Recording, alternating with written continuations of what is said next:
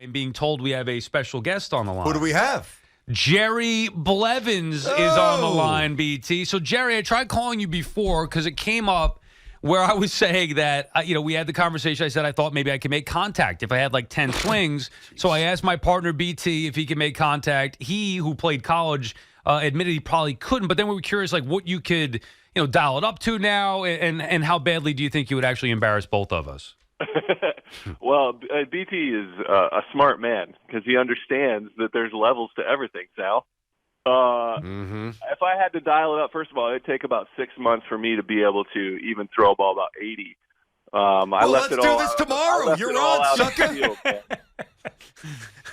But for you, Sal, I'd swallow a few anti-inflammatories, and I could probably touch 88 to make sure, first of all, that you're not going to get anywhere close to my plate. I'm going to back you up a little bit. I'm going to make you feel uncomfortable. The contact you might make will be about 2 inches above where your hands are on the bat, and it's going to be on purpose because I want you to feel what it's like to have a big league bat in your hand to face a baseball coming in at 88. And to truly feel how your hands go numb and then try to hit a curveball coming in later. That doesn't sound too pleasant at all. No, it's not. Jeremy, all you got to do is just... Jerry. Did I say Jeremy? Yeah, Jerry. I obviously know that. My bad. Jerry. All you have to do is, dial. You don't even have to get up to 88. Throw 82, 83 under his chin and then throw a 72-mile-per-hour changeup on the corner. He's done. Now, wait, would you... That's perfect. Jerry, would you just give me, like, the heat, or are you going to mix it up, off-speed stuff? Well, I would give you the fastballs to start. I'd probably throw you a little cut fastball to make you think. Again, coming in on your hands. That's how I keep righties honest. And then, my bread and butter. You're going to get some curveballs just for fun, just to watch you swing about 3 times before it lands for a strike. See, that's the pitch maybe I think I could touch. Stop. You're not touching any pitch. I sit back on it. I sit back, and I poke it the right, to the right side for a little base. What are you going to say, to the right center gap? Is that what you were about to say, you lunatic? There hasn't been many hitters in my career that could hit my curveball. So just so you know, even the big league hitters, the righties, the lefties, I think my career batting average from righties on my curveball is like under 200. So if you think you're better, if you think you're better than all the right-handed hitters in the game, not to mention lefties, exactly. That's where I got paid. That's why I'm retired and not hanging out with you too often. But if you think you're better than most of the righties in the big leagues, then I'm sure you could make contact. Yes, Jerry, he just got screwed. The scout, he got rained out his game in high school, so the scout couldn't come and watch him. He was just overlooked. Very unfortunate baseball story for. You couldn't touch him either, BT. I mean, come on, you played. Big tough guy. You played at Mariners. I'm not big tough guy. Is the smartest guy in the room saying I wouldn't touch him. They started to say, but like, I have hit 85 in my life. I've hit 90. But I started to say that Jerry, right now he's been retired for how many years? Stop. Jerry, you've been retired for how many years? 5 years? 21. So this will be the year 4, year 3. Okay, that's not that long. But it's going to take him 6 months to dial it up to 88. And BT's like, if you gave me just fastballs, maybe at 85, I might be able to put it in play. Like I said, Sal, if I were facing you, Sal, I would definitely have enough adrenaline to make sure that you would know. I would hurt myself understanding that this is going to be painful.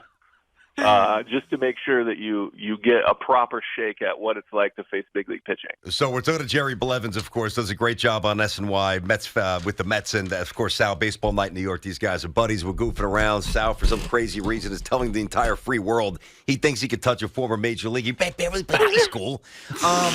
But now, Jerry, let's get to the topic at hand here. This might be a little less pleasant for you. I mean, this Mets rotation is horrendous. It's just not good, dude. It's there's a lot of question marks. So I think Senga has a chance to be a very good one. I don't think he's got ace. I don't think he's Garrett Cole. But I do think he can be another all-star caliber type season. So that's great. Then you have Quintana, who's a steady presence. Not a true number 2, but he pitched like it last year. Mm-hmm. But what you want is an innings eater out of him, and he's going to give you a chance to win every ball game. They think they found something with Sean Manaea that he's tapped back into. He kind of changed his repertoire. He upped his velocity, and he started using that sweeper. They think they found a piece, which, very well could be. He's been a no-hitter. He's thrown a no-hitter in his career, and they think he found something with him. And then Severino, I think, is an easy fix. I know it was really bad last year, but he spoke on it on SNY. He answered a few questions on how he was just mentally out of it because he was worrying about tipping your pitches. And once you're mentally thinking about other things than getting a big league hitter out on the mound, then doubt starts to creep in. So he's out there thinking, don't tip my pitch. Then all of a sudden his 97 gets hit, and he's thinking, was that because I tipped and they know, or was it because I didn't locate? And then he's all in his own head, and he spent an entire season basically lost in his own mechanics. So I think that's an easy fix for him to get back to form. His biggest question mark for me is health, obviously. If he can stay on the field, I think he'll return to form and have an excellent bounce-back year. It's not championship caliber, but I think there's enough opportunity there for them to make a statement and make the playoffs. I still think that this team is good on paper, and they have a lot more question marks in the rotation that you're used to. But I think there's potential there. I'm talking with Jerry Blevins. Of course, you can see him on SNY currently. Also, Jerry, happy to see that the podcast is back. Shea Station with Jolly Olive. So you guys have that going back, which is fun. And always you can see him on SNY on Baseball Night in New York as well. We have that show coming up at 6 o'clock. One more, Jerry, for me about the Mets. What would you make the priority if you were them, DH or bullpen? Well, I mean, the bullpen is a necessity regardless. But I still think for this team to be a championship caliber team, they need another bat. They need a Jorge Soler, a guy that can hit some home runs, that can protect Pete. They missed out on Kyle Schwarber. I think was the perfect fit, another left-handed hitter. The only splash I could see, like the wild card that I doubt will happen, but if they get a guy like Cody Bellinger to be able to come in and solidify that lineup, and he could play first base, let Pete DH, and there would be more depth in that lineup. That's one that I see kind of a wild card, but they definitely, no matter what happens, they need to address the bullpen. They need a couple more solid arms, and then a DH might be a good idea, but they have so many guys that they want to see. If they truly want to compete, I think they'll get a Soler type or a JD Martinez, but I think they just kind of want to see what they have in some prospects.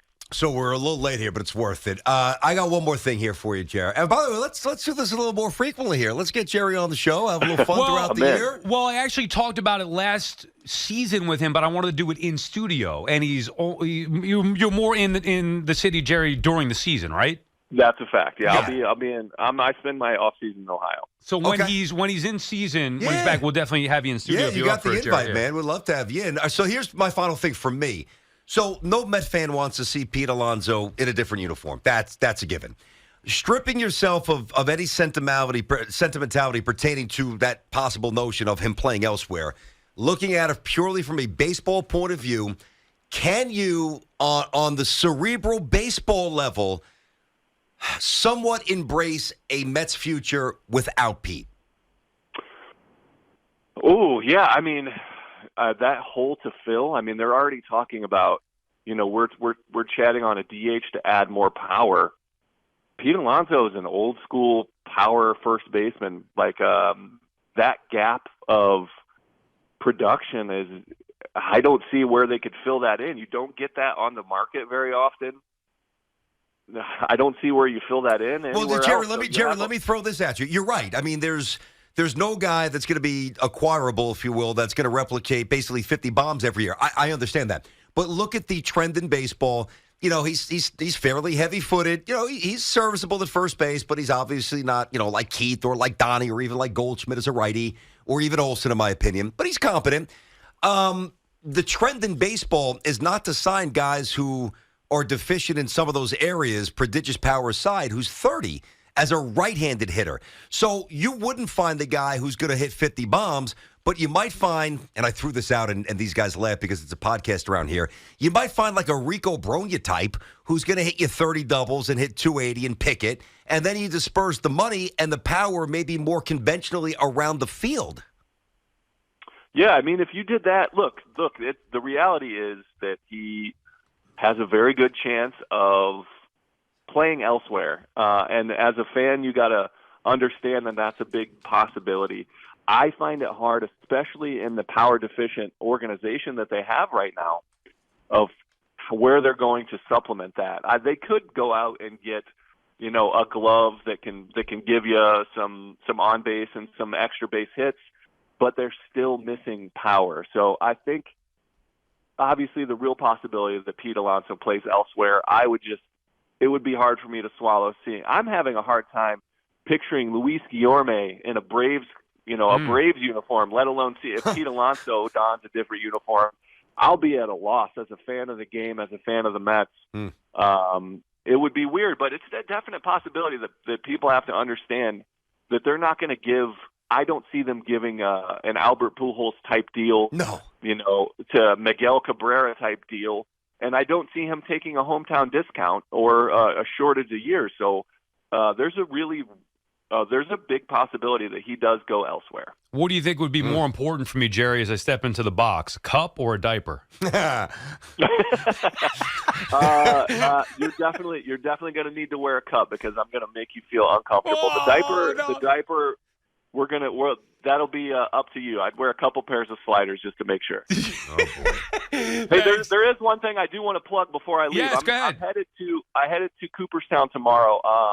One of the crazy things I've done in my career, I got to narrate a documentary. So it's called Fielding Dreams. It's about baseball scouts. The scout that signed me from Dayton, the University of Dayton, Ohio, his cousin is a documentary filmmaker, and they got together over holidays and started discussing. He's like, I'm going to have to make a film about this. So he works for the Rangers now, and they got to follow along, and the Rangers obviously won the World Series. So it's a really cool documentary that opens the eyes and peels back the curtain a little bit on something that I think is underappreciated, and that's baseball scout. So I get to go see the premiere tomorrow. Where can we watch that? That sounds great. So I think that's the thing. So it's premiering. I don't think it's for streaming or anything yet, but when it does, I'll come back on and do another promotion and let you guys see where you can get it. Awesome. But Thanks, just get the word out there. Yep. I saw your tweet about it as well. All right, Jerry, we appreciate it. Look forward to working with SNY. Have fun at Cooperstown.